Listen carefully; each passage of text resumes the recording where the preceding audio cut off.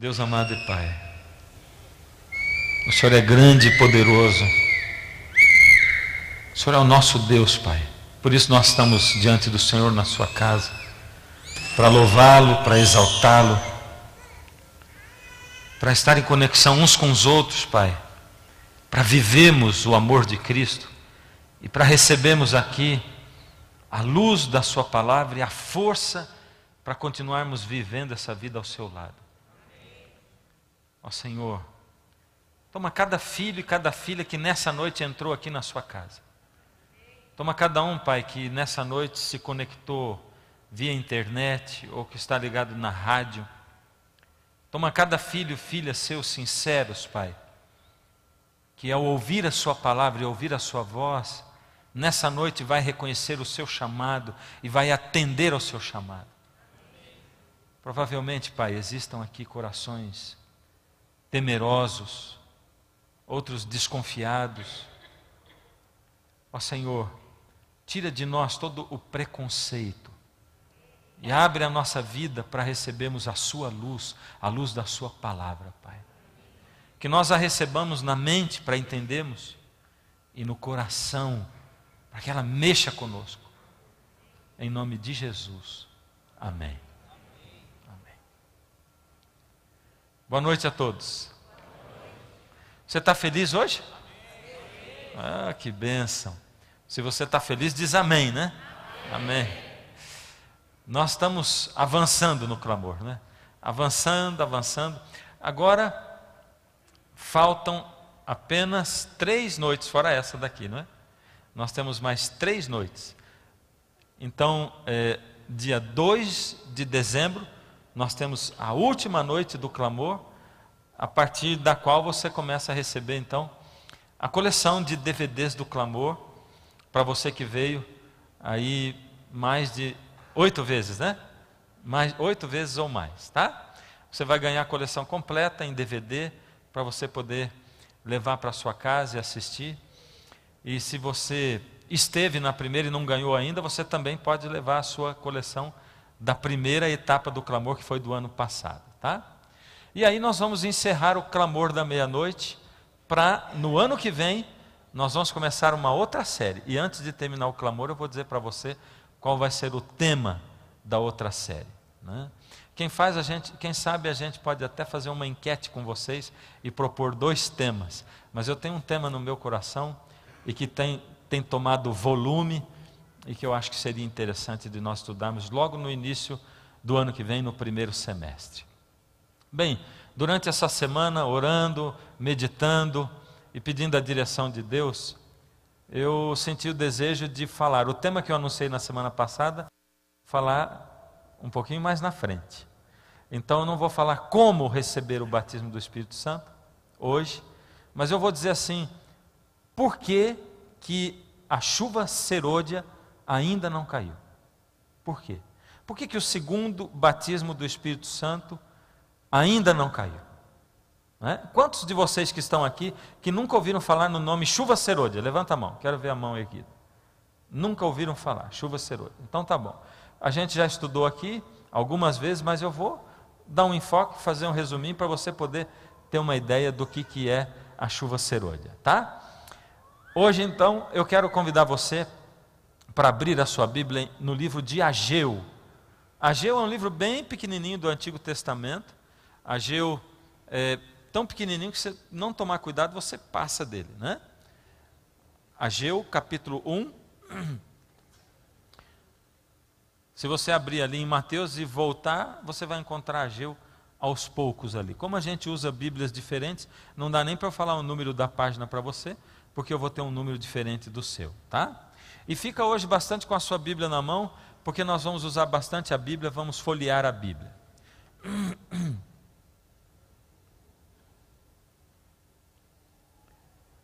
No verso 1 diz assim: no 2º ano do rei Dario, no 6º mês, no 1º dia do mês, veio a palavra do Senhor, por intermédio do profeta Ageu, a Zorobabel, filho de Salatiel, governador de Judá, e a Josué, filho de Josadaque, o sumo sacerdote, dizendo...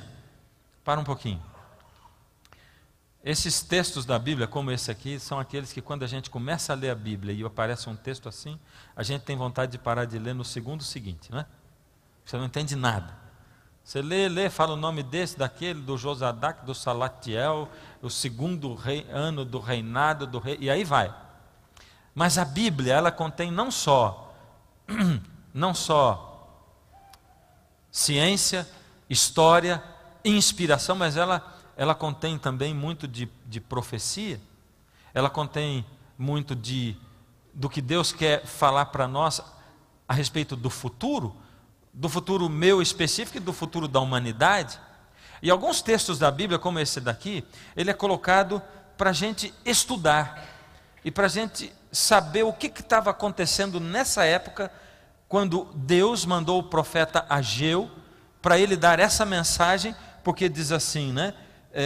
Dizendo, veio a palavra do Senhor a Ageu, dizendo o quê? O que ele disse nós vamos ver daqui a pouco, mas vamos ver o contexto. Por que fala o segundo ano do rei Dario, etc. e tal. E eu vou fazer um resumo, vou procurar fazer o mais rápido possível. Deus tem um grande sonho, desde que o pecado entrou no mundo. O grande sonho de Deus é salvar, é resgatar. E o sonho de Deus é resgatar e salvar a quantos? A todos. O sonho de Deus, o anseio de Deus é salvar a todos. Agora, a pergunta é: Deus vai salvar a todos? Sim ou não? Não. Por quê? Se o desejo de Deus é salvar a todos, por que Deus não vai salvar a todos? É porque para que a pessoa seja salva, depende também dela.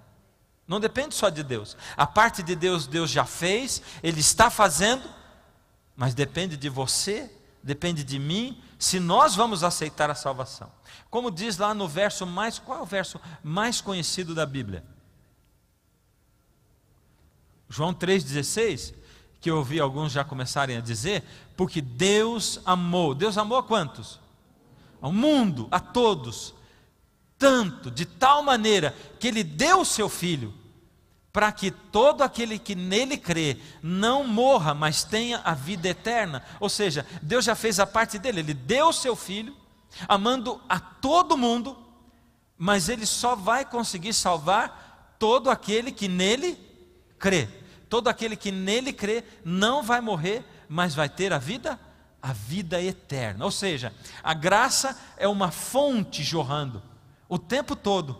E o mundo está morrendo de sede da palavra, sede da verdade. Algumas pessoas não sabem nem identificar que aquilo é sede de Deus.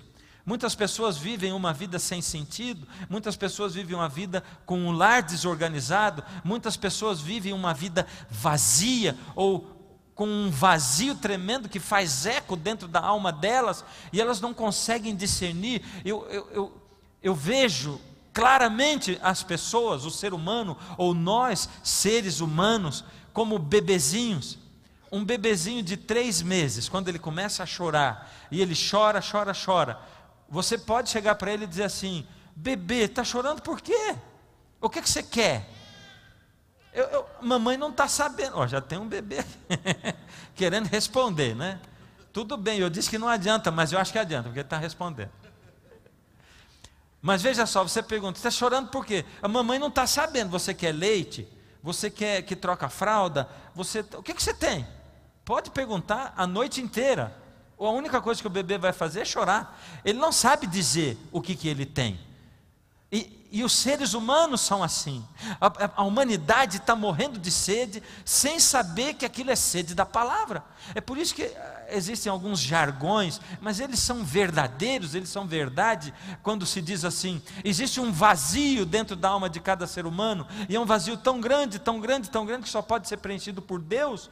E isso você sabe quando você preenche o seu vazio. E quando o seu vazio é preenchido, você tem vontade de correr para os outros e dizer assim: está acontecendo uma coisa comigo, Está acontecendo uma mudança, a minha vida ela está virando de cabeça para baixo. Eu estou arrepiado porque a minha vida está começando a fazer sentido e ela não fazia sentido. E aí você quer falar para as pessoas e elas não conseguem entender. A sintonia delas é outra.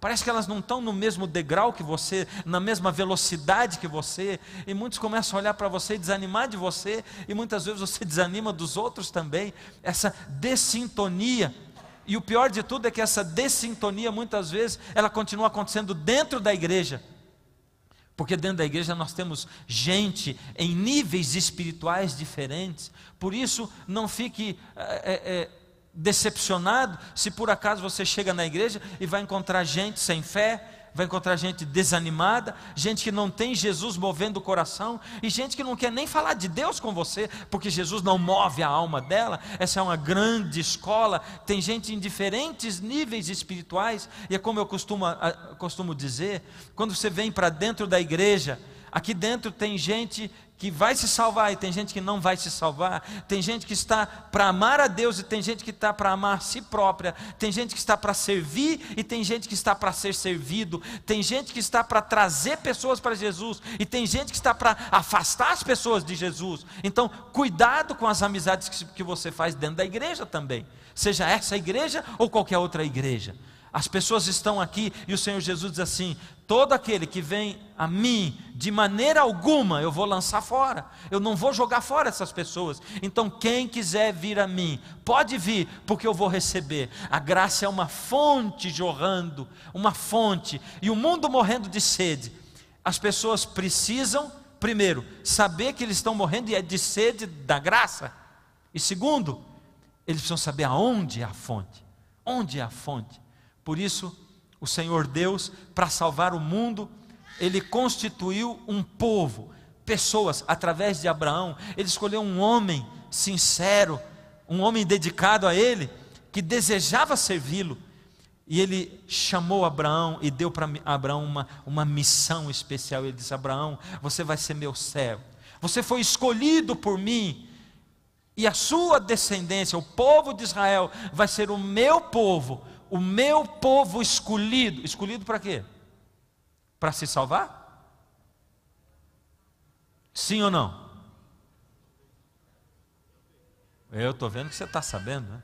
Sim, para se salvar também. Mas para ser o único povo que vai se salvar? Ele foi o povo escolhido. Escolhido para quê? Ele foi o povo escolhido para pregar, para viver o Evangelho e para servir o mundo. E aqui tem um grande problema, e esse problema começou com o povo de Israel e ele vem conosco até hoje, porque quando a gente se volta para Deus, se a gente não toma cuidado, a gente se contamina com pensamentos de pessoas, seres humanos, porque quando a gente se reúne num tanto de... É bom reunir cristão com cristão ou não? É, lógico. Você pega uma fogueira ardendo em chamas, separa uma brasinha e põe no canto. O que vai apagar primeiro, a fogueira ou a brasa? A brasa, sem dúvida. Por isso é melhor você estar dentro da fogueira. Mas tem um perigo, porque quando a gente se ajunta num monte de gente adorando a Deus, louvando a Deus, como igreja, como povo, como congregação, a gente acaba assimilando muitas ideias que não são ideias de Deus também. E muitas pessoas vêm para dentro da igreja e começam a pensar que porque estão dentro da igreja, eles são um povo privilegiado. E eu já ouvi algumas vezes em algumas igrejas, até em igreja onde eu fui pastor, pessoas orando: Senhor, no início do culto, muito obrigado, porque nós estamos aqui enquanto tantos estão lá fora. E eu já ouvi gente orando assim: Senhor, abençoa aqueles que não puderam vir por motivo justo, e os que vieram por motivo injusto, que se pecam no fogo do inferno. É ou não é? Ué, como é que nós podemos dizer uma coisa dessa? O maior problema nosso é quando nós, por pertencermos a um povo, nos achamos privilegiados de alguma maneira. Deus chama o seu povo para servir e não para ser servido. Nós somos chamados para servir. Aquele povo foi chamado para servir, mas eles começaram a entender diferente, que eles eram o povo escolhido para ser salvo e que o resto do mundo não merecia salvação. Que coisa terrível! Que coisa terrível é quando a gente pertence a uma igreja e a gente começa a pensar a mesma coisa. A minha religião foi escolhida para se salvar, e as outras religiões vão se perder todas. Não é? Quando a gente começa a fazer as coisas de uma maneira generalizada, pensamentos generalizados, quando Deus olha para mim, e Ele vai olhar a sinceridade do meu coração. Bom, e Deus constituiu Israel, e o tempo foi passando, e eles se tornaram uma nação. Deus planejou o quê? Eu vou ensinar esse povo, eu vou dar para eles os melhores conselhos vindos de mim. E ele inspirava os profetas, e os profetas inspirados por ele escreviam a Bíblia, e a Bíblia foi se formando, e Deus disse, eu vou ensinar que comida eles têm que comer para eles terem mais saúde. Ora, a ciência não era tão avançada como hoje, eles não tinham análise de alimentos, de nada disso. Então Deus disse, eu vou ensinar para eles que comida eles devem comer e qual comida eles não devem comer para terem mais saúde. Eu vou ensinar para eles regras para terem famílias mais bem estabelecidas. Eu vou ensinar para eles como terem leis que regem o país, de tal modo que eles tenham um país mais harmonioso e mais forte, centrado em Deus. E enquanto eles estiverem me seguindo, enquanto eles estiverem seguindo os meus planos, aquilo que eu planejei para eles, eles vão crescer, eles vão ter uma nação diferente, e as outras nações vão olhar para o meu povo e vão dizer assim, uau, o que acontece com eles? Esse povo vive mais, eles têm mais saúde, eles têm famílias mais estruturadas, esse povo é um povo diferente, o que eles têm? E quando eles quiserem saber, o meu povo vai dizer, nós temos Deus, nós temos a Bíblia, a palavra de Deus, é por isso que nós somos assim. Vocês querem saber? E eles vão pregar o Evangelho, e o Evangelho vai crescer. Esse é o sonho de Deus para o povo de Israel. Foi assim que Deus sonhou, e o reino de Israel chegou no auge no reino de Davi. Quando o reino prosperou, Davi não fazia nada sem perguntar antes para Deus. Logo no iniciozinho desse semestre, dessa série do clamor, nós falamos um dia sobre Davi e sobre a dinâmica do pecado, lembra? Quando nós falamos sobre Davi e Batseba, o auge do reino, e logo em seguida o auge maior ainda com Salomão, porque Salomão construiu lá no reino dele, o que era o símbolo de um reino dirigido por Deus, era o templo, aquele templo onde Deus habitava, a presença física de Deus habitava ali. E tem uma parte das Escrituras que comove o meu coração, me toca profundamente. Quando eu fui ser pai pela primeira vez, eu não pude assistir o nascimento do meu primeiro filho. A gente teve filho lá no interior, lá em Rio Claro, e não me deixaram assistir. Mas no segundo, nós estávamos no Rio de Janeiro, no Hospital Silvestre, Hospital Adventista Silvestre, e eu pude assistir o parto. É uma coisa complicada assistir o parto, principalmente quando você não tem sangue frio, né? E eu já quase desmaiei na anestesia, aquela agulha desse tamanho nas costas dela assim, e eu comecei a passar mal, mas disse, não vou dar o braço torcer. Onde é o banheiro por aqui mesmo? E já me indicaram, eu saí, já voltei. E eu já disse para vocês que quando você vai assistir, você não assiste nada, né? Porque você fica acompanhando a cabeça da sua mulher. O resto está tudo coberto assim por panos, a coisa está do lado de lá da rede de vôlei, né? Que não é uma rede de vôlei, mas é um monte de pano.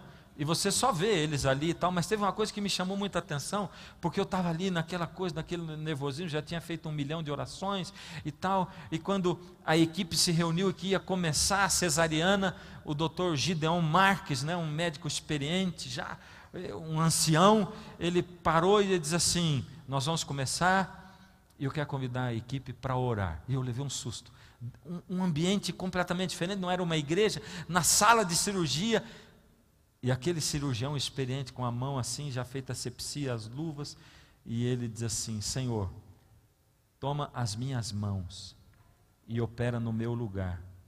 Nossa, eu fiquei emocionado com aquele negócio, e eu fico imaginando o rei Salomão, em toda a sua pompa, honra e glória. Ele, a palavra de Deus diz que ele ergueu as mãos aos céus e ele orou dizendo assim, Senhor, Tu que és tão grande, que não cabes nem em todo o universo. Isso está escrito em 1 Crônicas. Vem morar no templo que eu construí para ser a tua habitação. E Deus do céu responde dizendo mais ou menos assim: Salomão, eu que sou tão grande que não caibo nem em todo o universo, eu aceito e vou morar no templo que você construiu para ser a minha habitação. E Deus estava ali. A Bíblia diz que quando os levitas levaram a arca do concerto para dentro do lugar santíssimo do templo de Salomão, a glória da presença de Deus baixou numa nuvem, e era uma nuvem tão espessa e uma luz tão brilhante que a glória da presença de Deus compeliu os levitas para fora. Eles não suportavam ficar, e a presença física de Deus estava naquele templo, um povo guiado por Deus, Deus dirigindo o povo e o povo pertencendo a Deus. Que coisa tremenda! A fama correu e o sonho de Deus se realizou. A rainha de Sabá, do outro lado do mundo, ela ficou sabendo da fama de Salomão e ela foi visitar, e depois de visitar ela diz assim: me contaram coisas gigantescas, grandiosas, maravilhosas, mas tudo que me contaram não chega aos pés daquilo que eu vi aqui.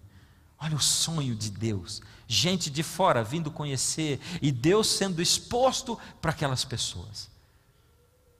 E aquele povo abandonou a Deus, e aquele povo se tornou idólatra. Aquele povo virou as costas para Deus. Aqui está a grande desgraça da humanidade. Quando um dia você entrega o coração para Jesus, quando um dia você sente o poder e a força do Espírito na sua vida, quando um dia você coloca tudo da sua vida nas mãos dEle, mas depois de um tempo, você começa a esfriar, e você começa a duvidar, e o inimigo começa a falar para você: sabe, tudo aquilo que você sentiu não passava de emoção. E você começa a deixar, e aos poucos você vai se acostumando com a ausência do Espírito, e você enfraquece. Aí é muito mais difícil se levantar e voltar. Quantas vezes eu encontro com pessoas que se afastaram de Jesus e elas dizem assim: pastor, você não imagina como é difícil voltar para Jesus. Um dia eu vim para Jesus, mas voltar é muito mais difícil. Coisas que parecem simples, parecem impossíveis, como por exemplo, eu marquei 10 vezes para ir à igreja, eu não tinha nada para fazer, mas não consigo sair de casa para ir à igreja.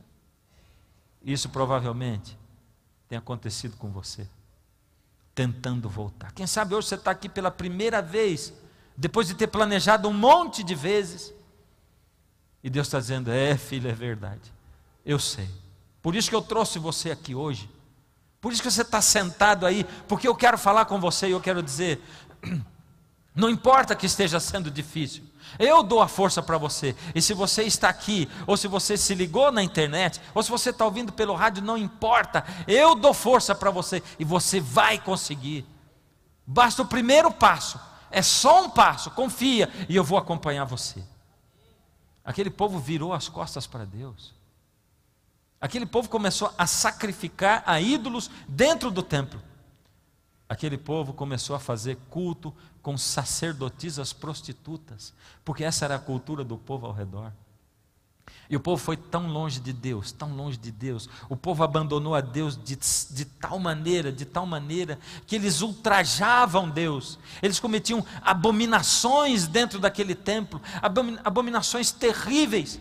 Uma das abominações, por exemplo, o templo foi construído de tal maneira, Deus instruiu toda a construção do templo, mas de tal maneira que o adorador, quando ele entrava no templo, ele ficava de costas para o sol, porque Deus é sábio, Ele sabe que existia e existe ainda uma tendência muito grande de idolatrar o sol, idolatrar a natureza, e achar que Deus está em todos os lugares, e que a flor é Deus, a grama é Deus, e que eu sou Deus, e que o sol é Deus. O Deus Sol, a Mãe Terra, não é isso? Isso está em tudo, claramente e subliminarmente, em filmes, em desenhos, a adoração à natureza. Por isso Deus mandou construir o templo desse jeito, mas tinha um grupo de anciãos, de homens de Deus, que tinham sido homens de Deus, constituídos por Deus, que iam cometer abominações dentro do templo. Eles iam para dentro do templo, viravam as costas para o altar, e se viravam de frente para o sol, e adoravam o sol dentro do templo. Você pergunta, ué, mas eles não podiam adorar o sol em qualquer lugar? Podiam, mas eles queriam dar as costas para Deus. E eu vejo abominações sendo acometidas dentro do templo e da casa de Deus, muitas vezes, em outros templos e às vezes nesses templos. Eu me pergunto, por exemplo, por que razão alguém vai para dentro da igreja e ao invés de ficar conectado com Deus, ele fica conectado na internet? Então vai conectar em outro lugar. Para que você veio dentro da igreja para isso? Para que alguém vem para dentro da igreja e ao invés de estar conectado com Deus, ele está conectado só com a namorada, o namorado, ou os amigos que estão do lado? Dentro da casa de Deus e virar as costas para o altar e se virar de frente para outras coisas. Eles cometeram abominações terríveis, eles destruíram o templo. Aliás, eles não destruíram o templo de fato, as paredes do templo, mas eles destruíram da pior maneira, eles destruíram dentro do coração. Os relacionamentos, na verdade, eles acabam muito antes de haver uma separação legal. Eles acabam quando as pessoas destroem o outro dentro do seu coração. A pior arma e a pior destruição não são os martelos que destroem uma casa ou que destroem o templo. A pior arma são as palavras com as quais vocês, casais, destroem um ao outro. Não existe melhor remédio do que uma mulher para um marido, porque ninguém sabe como ela tocar nos pontos especiais para fazer com que ele se sinta o melhor homem do mundo. Mas também não existe a pior arma do que uma mulher que está disposta a destruir o seu marido, porque ninguém sabe como ela. As palavras que ela deve falar para que ele se sinta o pior de todos os homens, e vice-versa. O homem com a esposa também. Por isso, quando você diz para a sua esposa, você não é nada, você não vale nada, você não serve para nada, você é uma burra. Ou quando você não diz claramente, mas você subentende, ou quando você ignora a outra pessoa, porque ignorar a outra pessoa, quando você decide passar um dia, 2 dias, uma semana em silêncio, sem se comunicar um com o outro, fazendo de conta que a outra pessoa não está existindo dentro de casa, você está destruindo a sua imagem no coração da outra pessoa e vice-versa. Aquele povo destruiu a imagem de Deus de dentro do seu coração, eles destruíram o templo, agora só faltava vir alguém e acabar com o templo. E Deus nessa época mandou os profetas incansavelmente, e os profetas iam e diziam assim: voltem para Deus, vocês estão fazendo errado, vocês estão indo para tão longe de Deus, que vocês estão indo para longe do alcance de Deus. Longe do alcance por quê? Porque Deus respeita os seus limites. Deus respeita quando vocês dizem que não querem Deus, e vai chegar um ponto onde Deus não vai conseguir alcançar vocês. Ele vai dizer: eu não posso ir mais, eles não me querem, eu não posso mais ir atrás, eu não posso obrigar ninguém a me aceitar. Você entende isso? Quantas e quantas vezes Deus está dizendo para você: por misericórdia, não vai para longe demais de mim, você está indo longe demais, eu não vou alcançar você mais, você está me negando, você nega e nega e nega, eu chamo, você chega perto de mim, vai para longe, e vai para longe, e eu chamo, e você me nega todas as vezes. E o povo ia negando. Aliás, sabe o que eles faziam com os profetas? Eles queimavam os profetas, eles serravam os profetas no meio, eles prendiam os profetas, eles arrumavam profetas falsos para falar o contrário do que os profetas. Eles queriam profetas que falassem o que eles queriam, porque a verdade dói, e os profetas vinham para dizer a verdade. Vocês estão andando longe dos caminhos de Deus, vocês estão andando nos caminhos de vocês. Até que chegou o tempo em que eles foram longe demais, e Nabucodonosor, rei de Babilônia, entrou com seu exército, e ele destruiu o templo, arrasou, as paredes caíram, vieram abaixo. Aí a partir daí o maior sonho de Deus passou a ser reconstituir o seu reino terrestre aqui na terra. Deus queria reconstruir aquele reino. Deus havia profetizado através de Jeremias, no capítulo 25, se eu não me engano, onde ele diz assim: 70 anos, depois de 70 anos vocês vão voltar. 70 anos se passaram, e depois de 70 anos no cativeiro, aquele povo ficou cativo em Babilônia. Sabe como é que é cativeiro em Babilônia. É a mesma coisa que os Estados Unidos entrassem, invadissem o Brasil e levassem metade do povo cativo para os Estados Unidos. Babilônia era a capital cultural do mundo. Era a Broadway da época. A arquitetura mais moderna estava em Babilônia, os jardins suspensos, a cultura, a biblioteca de Babilônia, a universidade de Babilônia, tudo acontecia em Babilônia. Babilônia era o primeiríssimo mundo daquela época. E aquele povo que ficou 70 anos no cativeiro, o povo de Deus, eles viviam cativos, mas no bem bom. E a gente se acostuma com o bem bom, é ou não é? A gente acostuma. Como é difícil quando você se acostuma com uma situação tão melhor, você tem que baixar o nível, né? Difícil de acostumar. A gente sofre um bocado, né? Então, depois de 70 anos, Deus diz assim: pode voltar para reconstruir. Para reconstruir o quê? O nada. Por isso, um pingo de gente voltou para reconstruir. Pouquinha gente. 5.000 pessoas voltaram para reconstruir o reino, para reconstruir do nada. E não era um trabalho fácil, era um trabalho duro, um trabalho árduo. E conforme eles começaram a colocar a mão na massa, reconstruindo tudo do nada, eles chegaram na terra, e aí a terra foi dividida, cada um ganhou um pedacinho de terra de novo, com autorização do rei, como Deus tinha dito. Deus preparou tudo, e eles começaram a construir suas casinhas, sua fazendinha, seu sítiozinho, sua chácarazinha, e começaram a reconstruir o templo também. Mas eram tempos muito difíceis, porque conforme eles tentaram reconstruir o templo, tinha oposição política, tinha oposição religiosa também, tinha oposição étnica. A situação estava muito difícil, eles não estavam construindo. Você sabe que é lutar e não conseguir? Então, depois de tanto lutar, 1 ano, 2 anos, 3 anos, 10 anos, tentando reconstruir o templo, aquilo que Deus tinha sonhado, reconstruir a nação, o templo de Deus, mas eles não conseguiam, e parecia que a coisa não ia para frente. Às vezes parece que as coisas de Deus não vão para frente, é ou não é? A ponto de alguém olhar e dizer assim: por que você está indo nessa igreja? As coisas lá não prosperam. A palavra de ordem hoje é prosperidade, né? Prosperar. As coisas não prosperam lá. Não prosperam. Se tiver uma igreja muito pequenininha e pobrezinha, é capaz de ter gente de não ir nunca, dizer assim: viu, se esse povo fosse de Deus, a igreja não estava assim, desse jeito. Não era uma igreja tão pequenininha, era uma igreja maior, né, com melhores condições, porque Deus não está abençoando. A gente liga muito as coisas materiais com o poder de Deus ou a ausência dele, né? E eles chegaram à seguinte conclusão: bom, nós estamos tentando fazer a obra de Deus, fazer o sonho de Deus, reconstruir a nação de Deus, e nós não estamos conseguindo. Sinal do céu de que não é para a gente reconstruir. A gente está acostumado a ver sinal de Deus onde não existe sinal de Deus, muitas vezes. Tem muita gente que vê sinal de Deus onde não tem sinal de Deus. Sabe quando você colocou na sua cabeça que você vai casar com aquela pessoa? Não, eu vou casar com ela. Você briga com ela a vida inteira.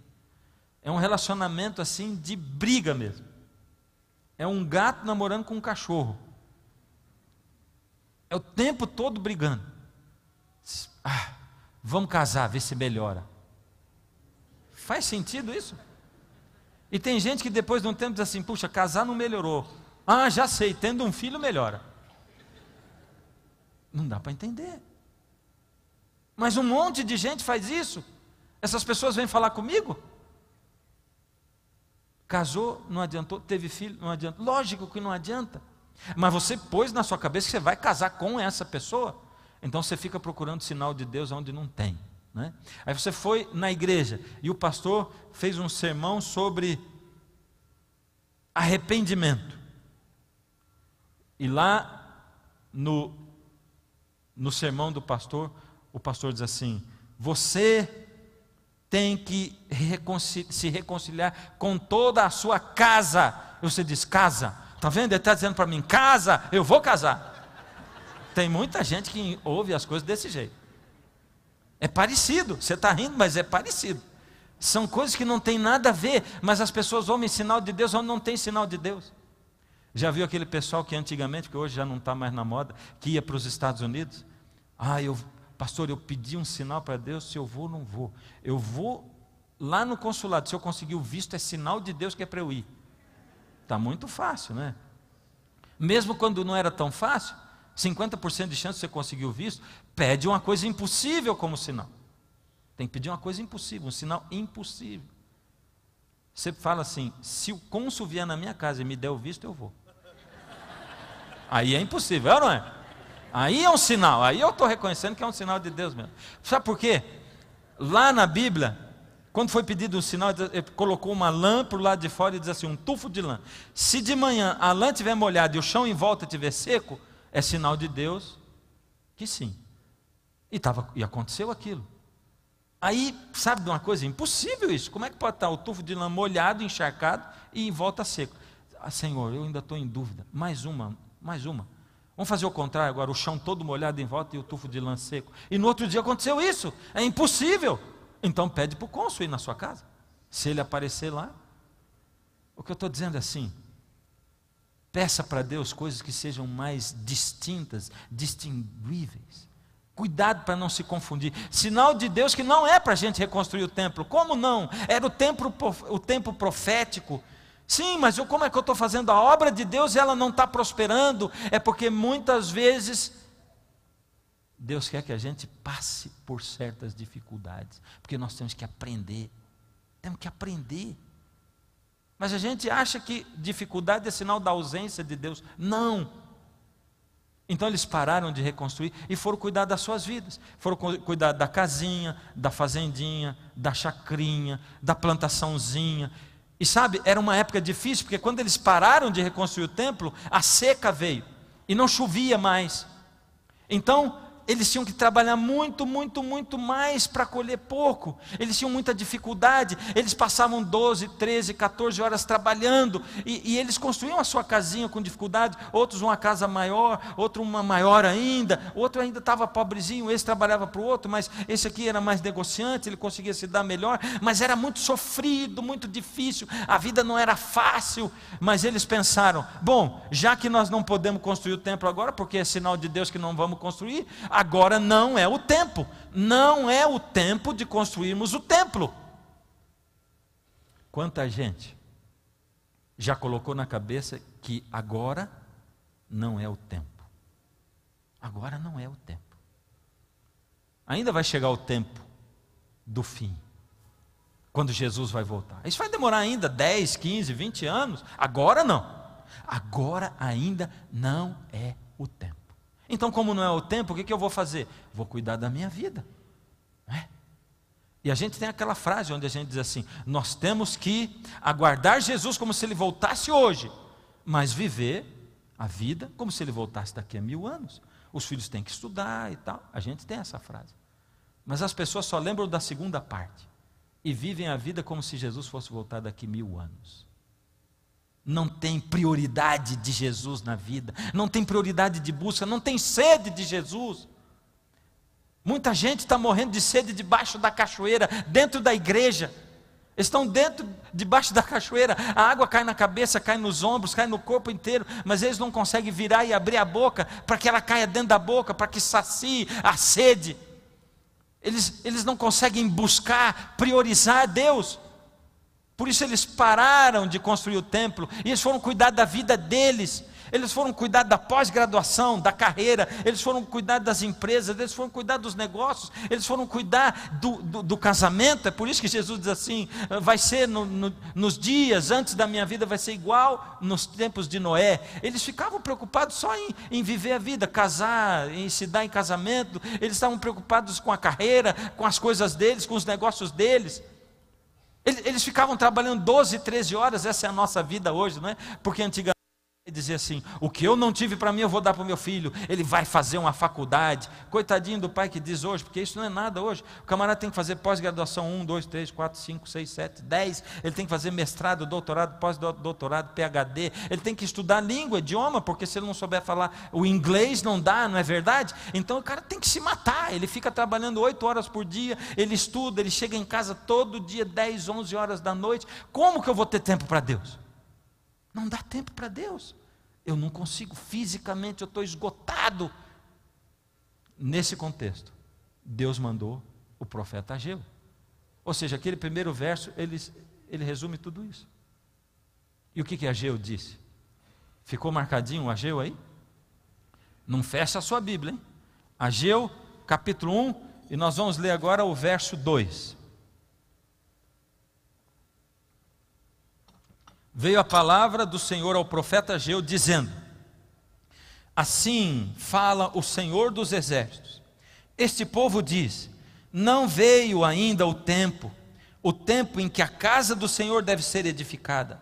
Veio, pois, a palavra do Senhor por intermédio do profeta Ageu, dizendo: acaso é tempo de habitardes vós em casas bonitas, apaineladas, enquanto a minha casa permanece em ruínas?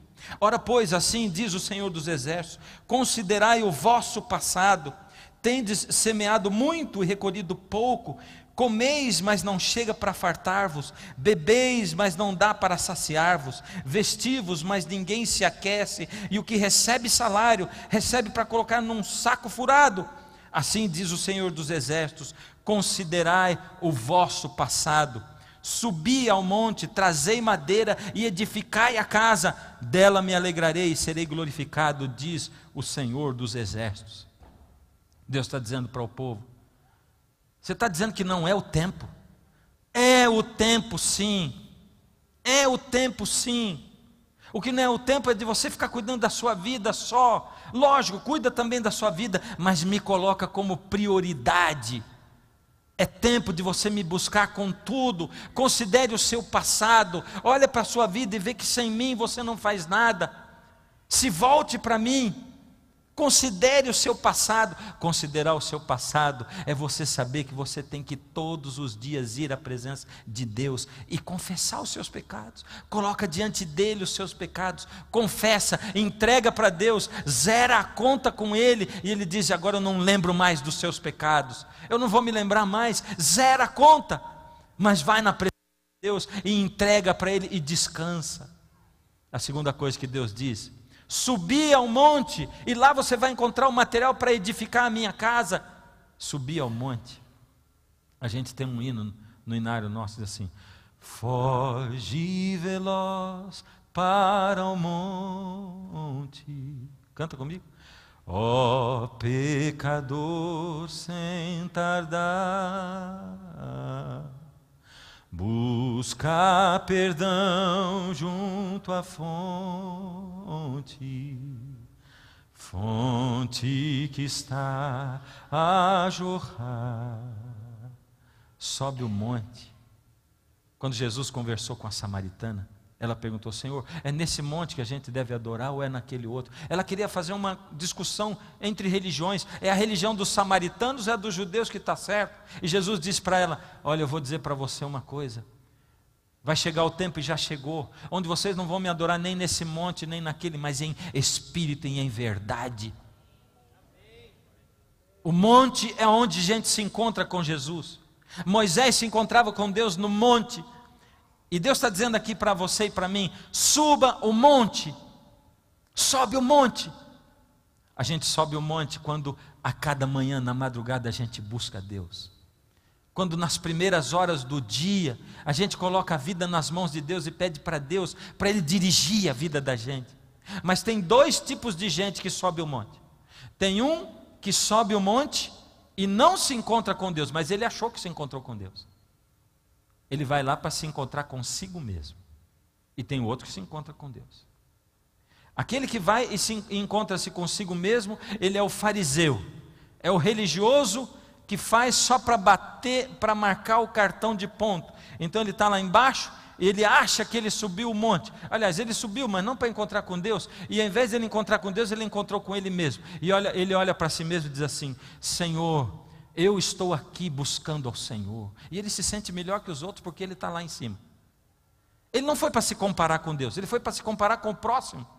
Porque quem sobe o monte se compara com Deus, ele vê como ele é pequeno. Quanto mais você se aproxima de Deus, mais você vê a santidade dele e o seu pecado, mais você vê a grandeza dele e a sua pequenez. Por isso, quem desce o monte e se sente melhor do que o próximo, teve um encontro consigo mesmo. Quem teve um encontro com Deus, ele sabe que ele não é nada, que ele não merece nada e que ele não é melhor do que ninguém. Subir ao monte, é lá que você vai encontrar o material para reedificar a minha casa. É isso. O sonho de Deus naquela época era reconstruir o seu reino terrestre, Israel. O sonho de Deus hoje é reconstruir o seu reino espiritual no universo. O reino espiritual de Deus foi interrompido quando o pecado entrou na terra. E em todo o universo que Deus criou, existe uma mancha, uma mácula, é o planeta Terra, o pecado que habita no planeta Terra. O sonho de Deus é acabar, é tirar esse pecado e colocar a terra de novo, toda perfeita, em harmonia com o resto do universo. Deus quer reconstruir espiritualmente o seu reino. E agora Deus não tem mais o povo de Israel como seu povo, mas Ele tem o Israel espiritual, que é todo aquele que nele crê. Nós somos o Israel espiritual. Você que está aqui dentro, você que está ouvindo pelo rádio, pela internet, você está sendo chamado para ser o Israel espiritual de Deus, o povo de Deus. E o que Deus mais quer é reconstruir o seu reino espiritual no universo. Isso só vai acontecer quando Jesus voltar. Jesus volta, bota fim no pecado, recomeça um mundo perfeito. E Ele vai voltar daqui a pouco. Mas, antes de Jesus voltar, tem que se cumprir a última profecia. A última. Qual é a última profecia? Dentre todas as que tem na Bíblia, a última profecia que vai se cumprir. Mateus 24. E esse evangelho do reino será pregado a todo mundo, para testemunho a todas as nações, e então virá o fim. Eu pergunto para você, se a última profecia que vai se cumprir é o evangelho de Deus sendo pregado a todo mundo, eu pergunto, o evangelho está sendo pregado? Tá ou não? Tá? Certeza? Eu vou dar para vocês alguns dados da Igreja Adventista do Sétimo Dia, IASD, que está aí, né? Nós somos 25 milhões no mundo, mais ou menos. Nós batizamos 1,4 pessoas por minuto. Ou seja, por dia nós batizamos 2.016 pessoas na Igreja Adventista ao redor do mundo. Está pregando o evangelho ou não está? A nossa escola bíblica, nós temos uma escola bíblica na TV Novo Tempo. Quantos de vocês assistem a TV Novo Tempo ou assistiram alguma vez? Quero ver. Quanta gente? Nós temos em canal aberto aqui, no canal 35. Tá bom? É canal aberto, canal 35. Então, redireciona a sua TV, faz de novo a busca dos canais. Eu trabalhei nessa escola bíblica anos atrás como diretor da escola bíblica, em 90. Ali a gente tinha 3.000 novos alunos por ano. Alunos de quê? De Bíblia. A gente oferece cursos bíblicos de graça, e a pessoa pede, a gente manda pelo correio, hoje também pela internet, de graça. E tem todo um grupo de pessoas, um grupo enorme, que hoje acho que deve passar de 40 pessoas, 50, trabalhando para atender essas pessoas. Naquela época eram 3.000 por ano. Em 2009 eram 45 mil por ano. 45 mil. 2010, 60 mil. E esse é o último dado que eu tenho. Agora vamos comparar com o seguinte: nascem no mundo 4 pessoas por segundo. Segundo, a gente batiza 1,4 por minuto, mas nasce 4 por segundo. Morrem 2 por segundo. Isso faz com que no mundo apareçam por segundo 2 novos habitantes. Certo? Agora vamos ver. Total, 200 mil por dia. 200 mil novos habitantes no mundo por dia. E se nós estamos batizando 2.000 por dia, quer dizer que no mundo, a cada dia, nós temos 198 mil pessoas que não estão atendendo ao Evangelho. Por dia. Fora os bilhões. Quantos bilhões somos no mundo hoje? 7 bilhões que estão vivendo nesse mundo.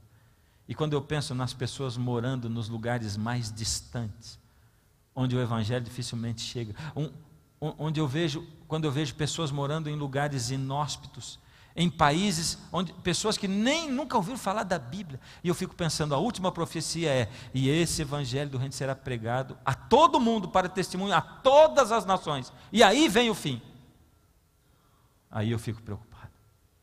Nós estamos pregando? Estamos? No ritmo que nós estamos pregando, Jesus volta quando? Nunca. Nunca. Nem somando todas as igrejas cristãs. Nunca. Nunca. Será que teve uma época na história do mundo em que o evangelho foi pregado a todo mundo? Houve ou não? Está aqui em Colossenses, capítulo 1, versos 5 e 6. Abre comigo, deixa marcadinho o Ageu, que nós vamos voltar nele. Colossenses 1, versos 5 e 6. Gálatas, Efésios, Filipenses, Colossenses.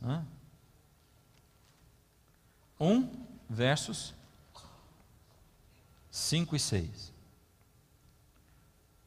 Aqui Paulo está dizendo para os colossenses: por causa da esperança que vos está preservada nos céus, da qual antes ouvistes pela palavra da verdade do Evangelho, que chegou até vós, como também em todo o mundo está produzindo fruto e crescendo. Ou seja, a palavra do Evangelho chegou até vós e chegou também a todo o mundo. Paulo está dizendo que a palavra do Evangelho na época dele chegou a todo o mundo. Se fosse hoje, Jesus já podia voltar.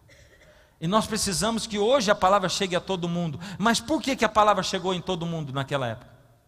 O que fez com que a palavra chegasse a todo mundo? Foi o batismo do Espírito Santo que nós temos estudado nessa série toda. Foi isso. Eles receberam o batismo do Espírito e o poder do Espírito fez isso. Agora lembre em Atos 1:8, quando os discípulos perguntaram: Senhor, quando será? Será agora que o Senhor vai restaurar o reino a Israel? E o Senhor Jesus diz assim: para vocês não interessa saber o quando, mas vocês precisam saber que vocês precisam receber o poder do Espírito Santo. É isso, e vocês vão ser minhas testemunhas, tanto em Jerusalém como em toda a Judéia e Samaria. E naquela época, eles ficaram esperando, e o batismo do Espírito veio. E quando o batismo do Espírito veio, Pedro diz assim: nós estamos recebendo aquilo que foi prometido pelo profeta Joel. E o profeta Joel prometeu o que para eles mesmo? Vamos abrir lá, Joel capítulo 2. A promessa do Pai, segundo o Senhor Jesus tinha dito. Joel capítulo 2. Joel está bem lá pertinho de Ageu. Joel capítulo 2, verso 23. É bom você folhear a Bíblia, sabe? Essa intimidade com a palavra é boa. Você pegar nela, descobrir os livros onde é que estão, né? Alegrai-vos, pois, filhos de Sião, regozijai-vos no Senhor vosso Deus, porque Ele vos dará em justa medida a chuva, fará descer como outrora a chuva temporã e a chuva serôdia. Então Jesus tinha dito para eles: esperem aqui, porque vocês vão receber do céu o poder do Espírito, vocês vão receber uma chuva do Espírito. Essa chuva do Espírito vai descer sobre vocês. E eles receberam a primeira chuva do Espírito, que foi a chuva temporã. A chuva temporã, a chuva do Espírito desceu sobre eles, e eles saíram pregando o Evangelho, e pregaram pelo mundo inteiro. Agora ficou faltando qual chuva? A serôdia, o segundo derramamento pleno do Espírito, e que o Senhor prometeu que ia cair um pouco antes dele voltar, porque nós precisamos do Espírito. Vocês vão receber o poder do Espírito, e aí vocês vão ser minhas testemunhas, foi o que ele falou. Mas por que ainda não caiu essa chuva? Por que ainda não veio esse refrigério? Por que não desceu esse orvalho, essa chuva torrencial do Espírito? Por quê? Volta em Ageu, e Ageu vai responder para nós. Ficou com o dedo marcado ali em Ageu? Não?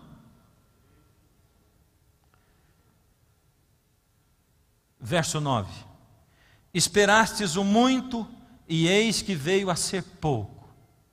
E esse pouco, quanto trouxestes para casa, eu com um assopro dissipei. É Deus falando. Vocês estão passando por momentos de seca, seca espiritual. A seca que aquele povo passava era uma seca espiritual igual a que nós estamos passando. Lembra na parábola das 10 virgens? Quantas tinham azeite na lâmpada? Quantas tinham azeite na lâmpada? Todas elas tinham. A diferença entre 5 e 5 é que 5 levaram azeite de reserva, o azeite extra, e o azeite representa o Espírito Santo na Bíblia. Por isso aqueles que têm o Espírito Santo em dobro são as virgens prudentes, mas elas dormiram. Quantas dormiram? Todas dormiram. Enquanto elas dormiram, o azeite da lâmpada foi se consumindo, o fogo foi acabando e foi apagando. E quando elas acordaram, quantas acordaram? Todas acordaram, mas quando elas acordaram, 5 delas tinham azeite em dobro e reabasteceram a lâmpada. Era o azeite do Espírito. Elas tinham recebido a chuva temporã todos os dias e elas estavam prontas para encontrar com o noivo. O azeite foi se acabando. Seca espiritual. O Espírito tem se retirado dessa terra. Você tem notado isso? Você nota as cada vez mais frias. Você nota os lares em cada vez mais confusão. Você nota o mundo cada vez mais cruel. Os assassinatos cada vez mais terríveis. Você nota o coração do homem cada vez mais frio. Você nota os lares cada vez se desfazendo mais. Você nota isso? O Espírito está se retirando da terra. Mas antes de Jesus voltar, Deus vai mandar uma chuva para regar essa seca espiritual. Mas por que essa chuva ainda não caiu? Por quê? Verso 9, segunda parte. Por que, diz o Senhor, por causa da minha casa que permanece em ruínas, ao passo que cada um de vós corre por causa da sua própria casa? Por isso o céu sobre vós retém o seu orvalho e a terra os seus frutos. Fiz vir seca sobre a terra e sobre os montes, sobre o cereal, sobre o vinho, sobre o azeite e sobre o que a terra produz, como também sobre os homens, sobre os animais e sobre todo o trabalho das mãos. Deus está dizendo: sabe por que eu derramei ainda a chuva? Sabe por que eu deixei essa seca? Por causa da minha casa que permanece em ruínas, enquanto você está correndo atrás da sua própria vida, da sua carreira, dos seus negócios. É por isso que não veio a chuva do Espírito ainda, por causa da minha casa. Reconstrua a minha casa. Espera aí, se Deus quer que a gente reconstrua a casa dele, para ele derramar o Espírito, quer dizer que ele está convocando a gente para fazer uma excursão para Israel, para reconstruir o templo. É ou não é? Vai reconstruir o reino o reino humano de Israel? O reino material de Israel? O que é essa casa que está em ruína? 1 aos Coríntios.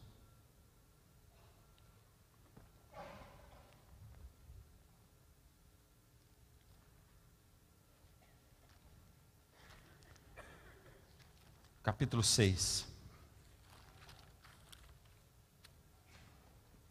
verso 19. Acaso não sabeis que o vosso corpo é santuário do Espírito Santo que está em vós, o qual tendes da parte de Deus, e que não sois de vós mesmos? Volta um pouquinho no capítulo 3 e dá uma lida no 16 e 17. Não sabeis que sois santuário de Deus e que o Espírito de Deus habita em vós? Se alguém destruir o santuário de Deus, Deus o destruirá, porque o santuário de Deus, que sois vós, é sagrado. Deus está dizendo: sabe por que eu não derramei ainda a chuva do meu Espírito? Porque eu preciso que você reconstrua a minha casa. E qual é a casa de Deus que precisa ser reconstruída? É o meu corpo. Eu preciso ser reconstruído. Em outras palavras, Deus está dizendo: o seu corpo está destruído. E está destruído mesmo? Está ou não está? Eu não ouvi resposta, né? Você tem dúvida? Como é que Deus pode habitar num santuário sujo? O que eu como? O que eu como? E tem muita gente que diz assim: eu não consigo ouvir a voz de Deus. É porque o cérebro está cheio de gordura, de fritura. E eu não estou brincando. Experimenta ficar em jejum um dia, sem comer, tomando bastante água.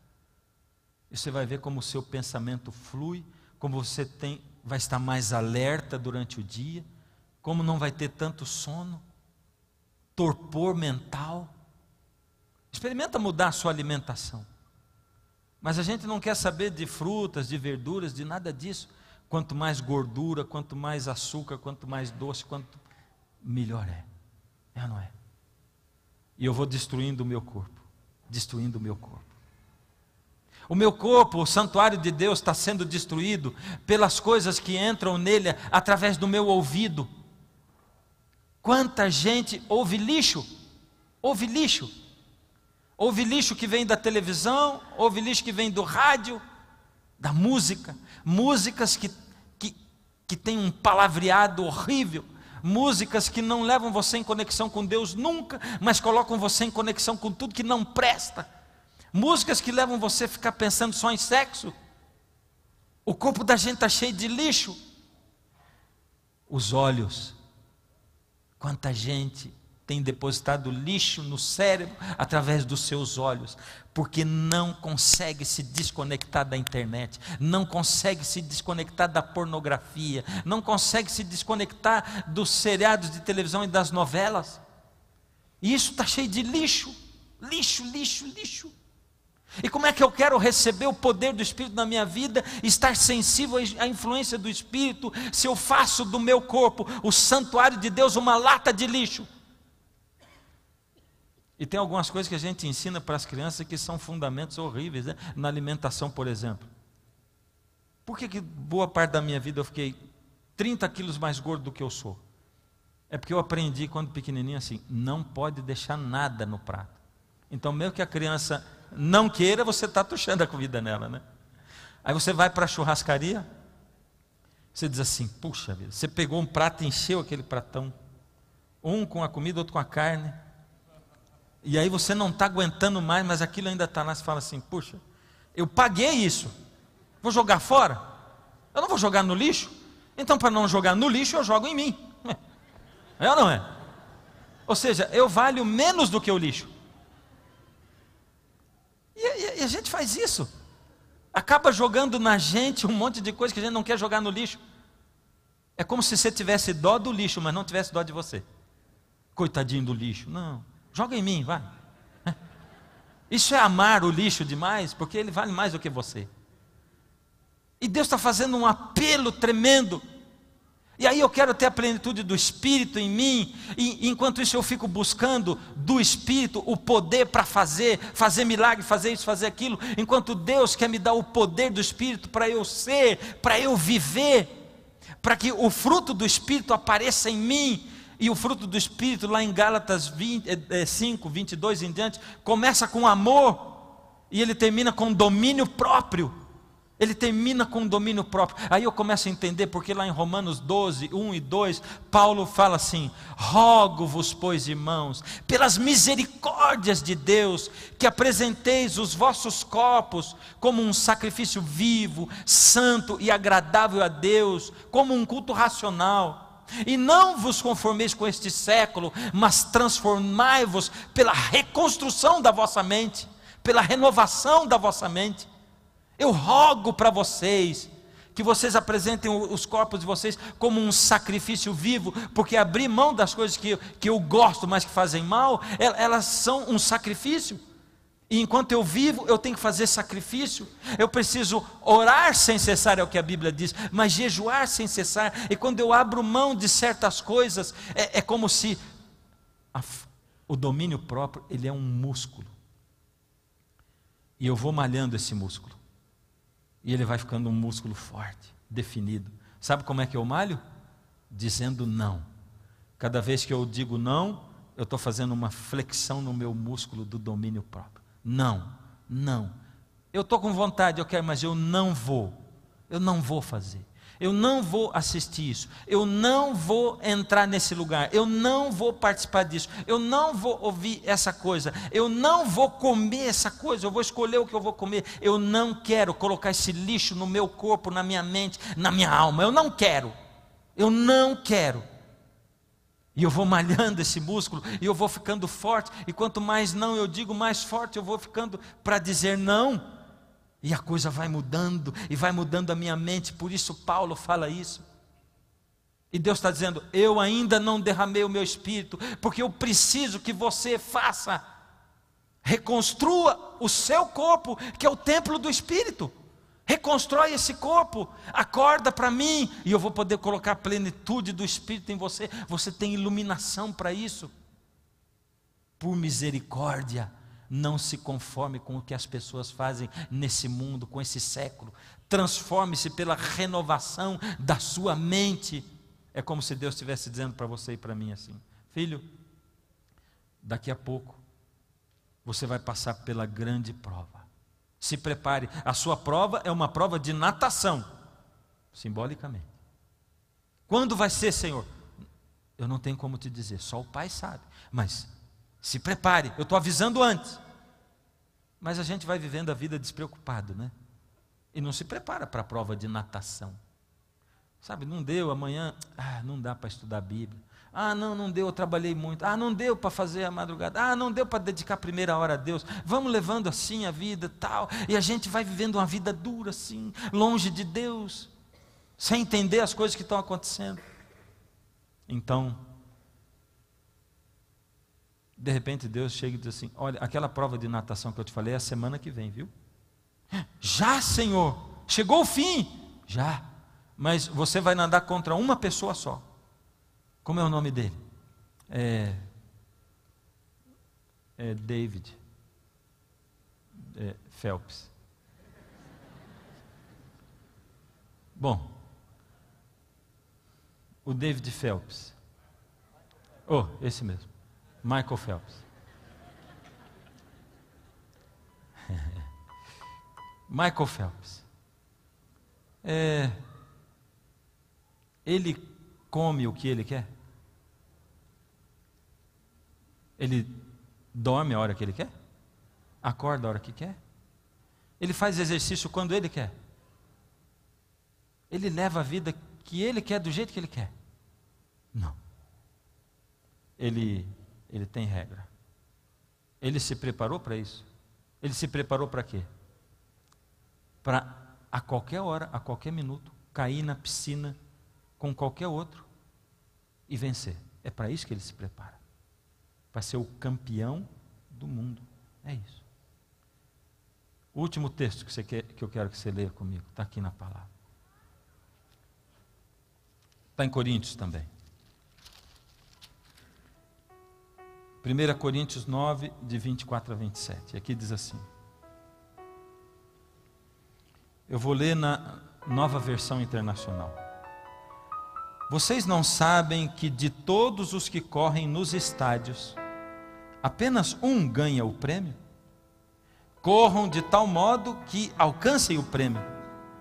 Todos os que competem nos jogos se submetem a um treinamento rigoroso para obter uma coroa ou uma medalha que acaba. Mas nós o fazemos para ganhar uma coisa que dura para sempre. Sendo assim, eu não corro como quem corre sem alvo, e não luto como quem esmurra o ar, mas esmurro o meu corpo e faço dele meu escravo, para que depois de ter pregado aos outros, eu mesmo não venha a ser reprovado. Eu reduzo o meu corpo à escravidão, ele é meu escravo. Eu é que digo, faz isso ou faz aquilo. Não é ele que manda em mim. Não é ele que me diz, você vai fazer isso. Não, eu que digo, eu não quero. Eu quero, eu faço quando eu quero, pelo poder de Jesus. Por que o Espírito não está sendo derramado abundantemente? Porque nós paramos e dizemos: não é o tempo. O tempo é agora. Esse é o tempo. Tempo de despertar. Tempo de acordar. Tempo de entregar. Jesus está chamando você hoje para entregar tudo para Ele. Entrega para Ele. Eu sei que quando você olha para todas essas coisas, você diz assim: meu Deus, mas é muito difícil se salvar. Quanta coisa que eu tenho que fazer, eu não consigo. Eu vou dizer um segredo para você: eu também não consigo. Tem que depender de Jesus todos os dias. E vou te falar um negócio: quanto mais você focar no pecado e nas dificuldades que você tem, mais você vai ser derrotado. Foca em Jesus. Em Jesus. Aí você fala com Ele, gasta tempo com Ele. Eu acho que eu comentei com vocês outro dia, eu estava tomando banho, cheio de preocupações na cabeça, problemas na cabeça, coisas relacionadas à igreja. Lógico, porque a minha vida é isso aqui. As pessoas, as vidas de vocês. E isso e aquilo, Senhor, não fiz isso, não fiz aquilo ainda. Em minha cabeça, e de repente, como se Deus tivesse dado um chacoalhão em mim e tivesse dito assim: por que você está tão preocupado com as minhas coisas? Elas são minhas. A sua vida é minha. Entregou a sua vida na minha mão. Tudo que é seu é meu. Vamos fazer o seguinte: ao invés de você ficar preocupado com isso e ficar falando disso e pensando nisso, fala comigo. Pensa em mim. Vamos falar de outras coisas. Vamos falar da nossa amizade. Vamos falar de como é bom passar o tempo junto. Vamos falar de como é bom a gente crescer em amizade, você me compreender e eu compreender você. Vamos gastar tempo assim. E enquanto a gente conversa e gasta o tempo conversando dessas coisas, eu resolvo os seus problemas para você. Eu resolvo. Então não foca as suas deficiências. Não foca as suas limitações. Não olhe e diz assim: oh, mas eu estou tão longe. Não. Você está a um passo. Um passo. Porque Deus está a um passo. É só dar um passo na direção dele. Só isso. Hoje nós temos 2 pessoas que estão dando passo na direção de Jesus. E eu quero que você assista essa cena. Pastor Gilson, que foi pastor dessa igreja e que foi quem liderou a construção desse templo, ele está aqui conosco. E ele vai fazer esse batismo.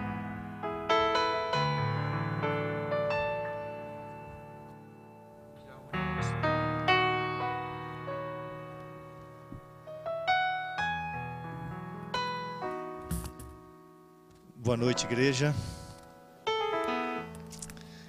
Que alegria voltar. Sempre uma alegria. Hoje eu estou com a Miriam. Ela está lá, acho que no último banco. A Miriam veio por uma missão também. O papai dela não está bem. Vai fazer uma cirurgia terça-feira. Ele mora aqui perto. Quando eu cheguei aqui na Igreja Central em 2003... a Eloá tinha apenas 1 ano de vida. E Deus, nesses 6 anos que passamos aqui, Deus foi colocando um amor muito grande no meu coração para com ela e todas as demais crianças. Mas ela era assim uma coisa diferente. Muitas vezes o Luciano e a Lucila queriam ir embora mais cedo e queriam desviar do pastor na porta.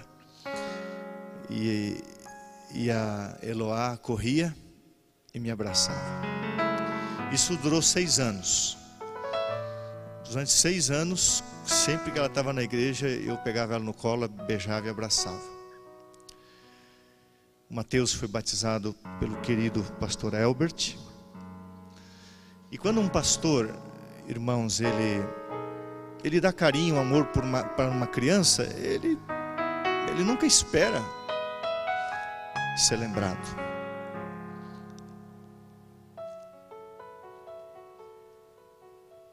E eu me emocionei, porque uma criança com 1 ano criar um vínculo emocional com um pastor. E hoje ela escreveu uma cartinha para mim que eu vou fazer um quadro e vou colocar no meu escritório. E quando a Lucila disse: pastor, você precisa vir batizar a Eloá.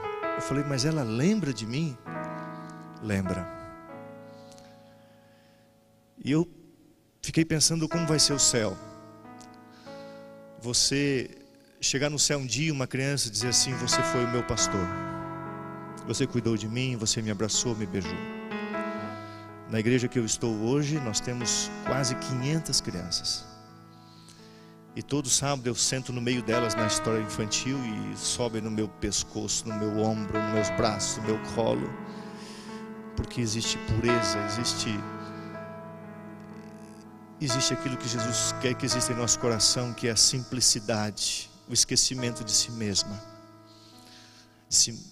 Como criança que se esquece de si mesma. E hoje, quando eu cheguei aqui, chegamos perto das 5h30, meu querido irmão e amigo Newton foi nos apanhar. E quando chegamos aqui na igreja, eu recebi um abraço tão gostoso. Fazia 3 anos praticamente que eu não havia. Eu falei: você lembra de mim? Ela disse: lógico que lembro. Para mim foi uma emoção muito grande poder voltar nesta igreja que eu amo tanto, e poder ver o Luciano, a Lucila, o Mateus, e ver você lá. Um dia o pastor quer ver você no céu. O abraço que você me deu, eu quero um dia dar em você no céu, junto com Jesus. Está sendo um dos dias mais gostosos da minha vida. Receber um convite de uma criança que o pastor tanto amou, e beijava na porta da igreja, um bebezinho. E hoje é uma garota tão linda. Obrigado.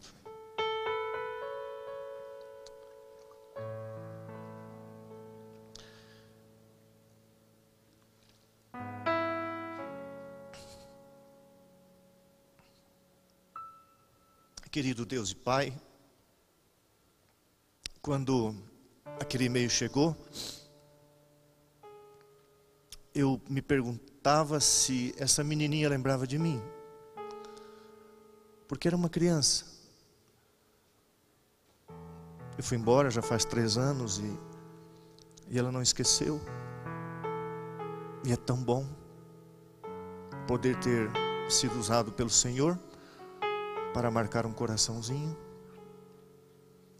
e criar um vínculo de amor pastoral, de uma ovelhinha. E eu te adoro, eu te louvo, e eu atribuo tudo isso à tua graça e à tua misericórdia. Eu quero pedir uma bênção especial sobre o Luciano como pai, a Lucila como mãe, o Mateus, irmãozinho, sobre essa família linda e querida. E eu quero pedir nessa noite, ó Deus, uma bênção especial na vida da Eloá. Eu quero pedir que o sangue de Jesus registre o seu nome no livro da vida. E um dia, Senhor, por tua graça, eu quero abraçar essa menina lá no céu e relembrar que no dia 11 de novembro de 2012 eu a batizei, obedecendo a ordem de Jesus como ministro do Evangelho, em nome do Pai, do Filho e do Espírito Santo. Amém.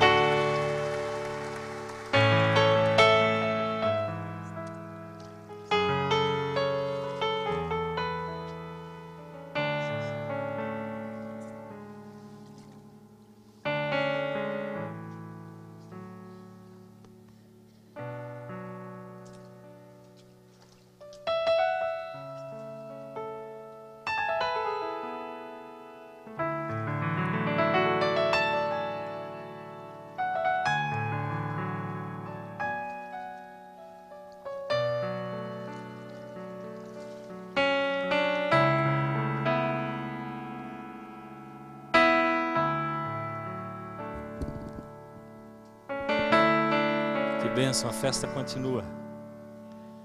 Eu estou aqui com a Andréia.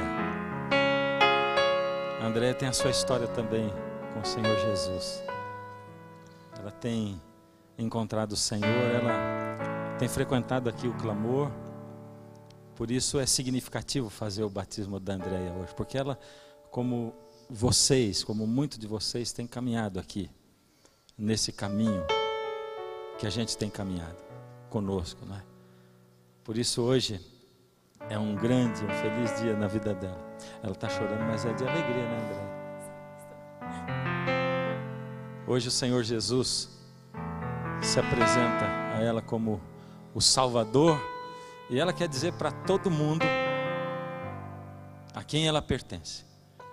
Ela quer dizer para todo mundo que ela pertence ao Senhor Jesus, e por isso ela sela o compromisso dela.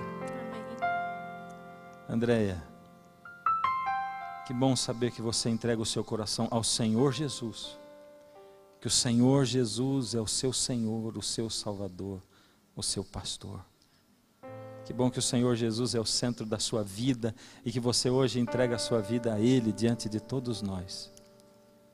Por isso, para selar o seu compromisso com o Senhor, por isso, para selar a sua entrega e para que você viva uma nova vida com o Senhor, nascida da água e do Espírito, como ministro do Evangelho, eu a batizo em nome do Pai, do Filho e do Espírito Santo. Amém.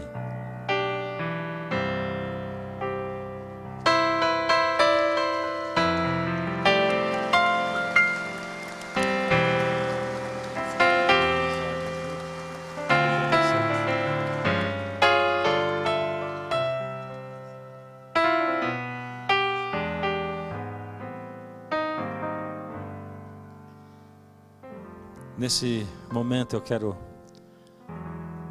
expor para você uma preocupação que vai no fundo da minha alma, de verdade. A gente está terminando a série do clamor desse ano. Nós estamos terminando esse ano também.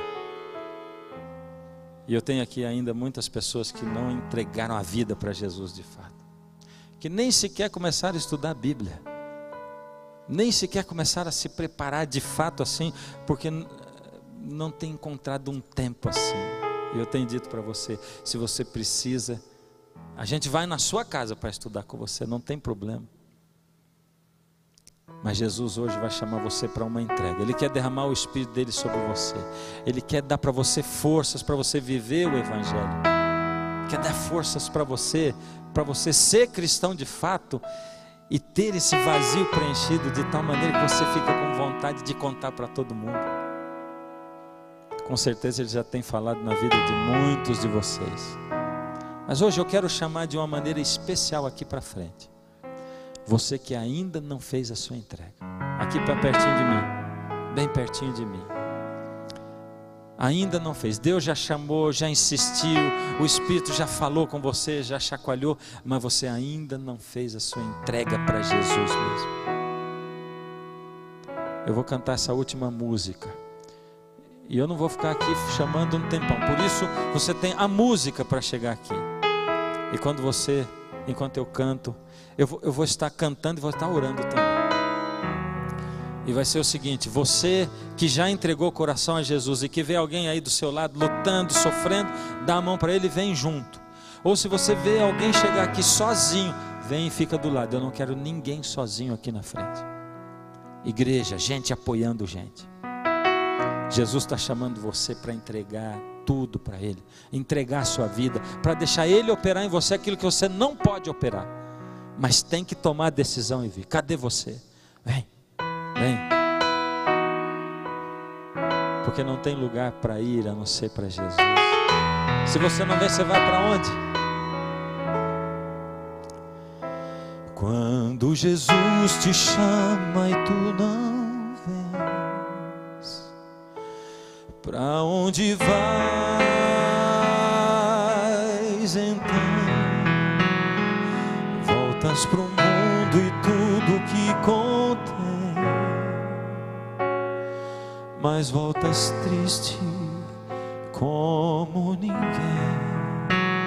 Porque voltar pro frio gelado que destrói e abandonar os braços de amor do Pai, porque insistir no que te faz tão mal, no que te rouba a paz.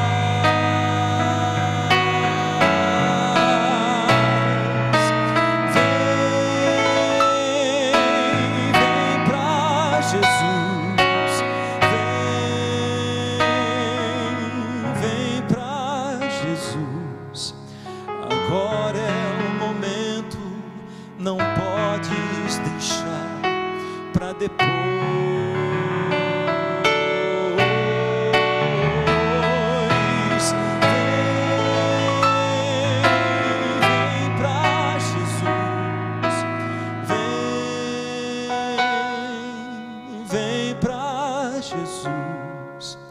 agora é o momento, não podes deixar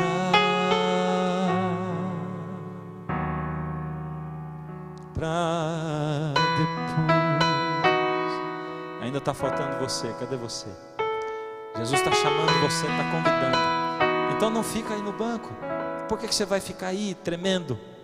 Deixa Ele arrancar você daí. Vem para cá. São alguns passos, mas que levam você para Jesus. Quando Jesus te chama e tu não vens, para onde vais então? Voltas pro mundo e tudo que contém, mas voltas triste como ninguém. Junto de Cristo existe sempre um bom lugar, onde calor e abrigo podes encontrar, e onde a vida pode retomar sua força e seu vigor.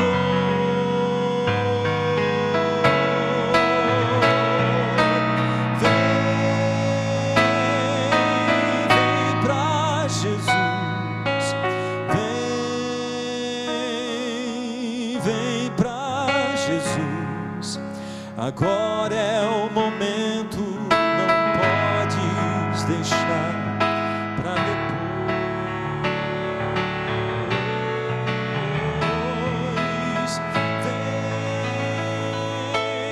Vem pra Jesus,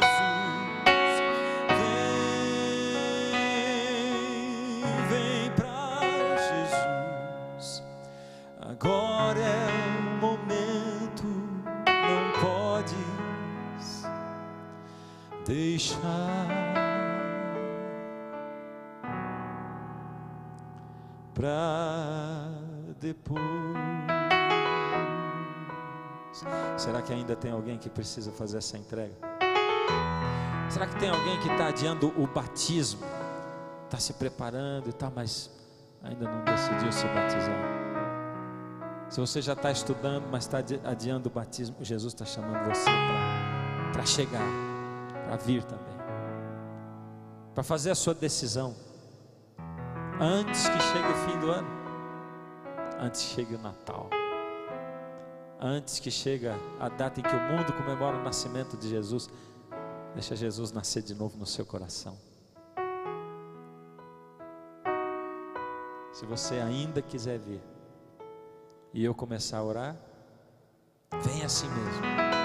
Não pare, não fique no meio do caminho. Feche os seus olhos. Jesus amado, recebe os seus filhinhos, Pai. Quando a gente ouve as suas palavras, os planos do Senhor para nós, os planos para a nossa saúde, para o derramamento do Espírito, para a nossa saúde mental, a gente vive tão longe do Senhor que parece impossível nós conseguirmos alcançar essa norma de vida, Pai. Mas nós sabemos, Senhor, eu sei o que é o seu poder na vida da gente. Eu sei, Senhor, o que é a vida inteira a gente se sentir nada, derrotado pelos desejos. Mas eu sei o que é sentir, Senhor, o gosto de vencer pelo poder do Espírito, porque em mim não há poder nenhum, Pai. Ó Senhor, toma os seus filhinhos nas suas mãos, aqueles que sinceramente nessa noite o buscam, porque o Senhor diz: buscar-me-eis e me achareis quando me buscares de todo o coração. Eles te buscam de todo o coração, Pai. Que essa entrega seja verdadeira para sempre, e que o seu Espírito comece a habitar nesses corações, dando forças a eles, para dar os primeiros passos, os segundos, para dar todos os passos necessários na sua direção. Toma, Senhor, aqueles que não vieram para frente, que eles não se sintam impotentes, porque na minha história eu tenho visto muitos que não tiveram coragem de levantar, mas que chegaram aos braços de Jesus. Salva-os e ajude-os a chegarem aqui também. Une-nos no Senhor, em nome de Jesus. Amém.